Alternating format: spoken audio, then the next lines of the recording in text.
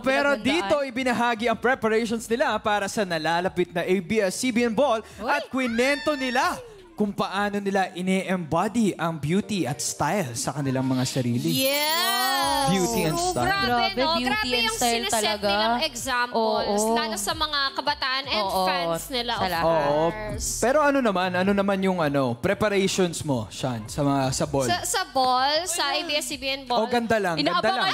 Inaabangan ko yung mga damitan mo, Ate Sean. Hindi ako nagpa-prepare. Pero yung nails ko, nagpa-nails lang naman ako.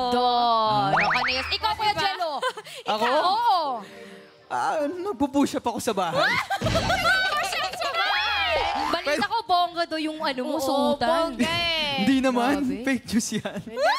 Pero guys, abangan nyo si Jello. May pasabog nyo. Abangan nyo! May pasabog daw to.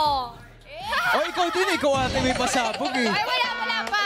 Siyempre, quiet muna tayo. Ano ba yung pasabog mo? Abangan na lang, abangan. Pasabog nga eh. O, yan na nga.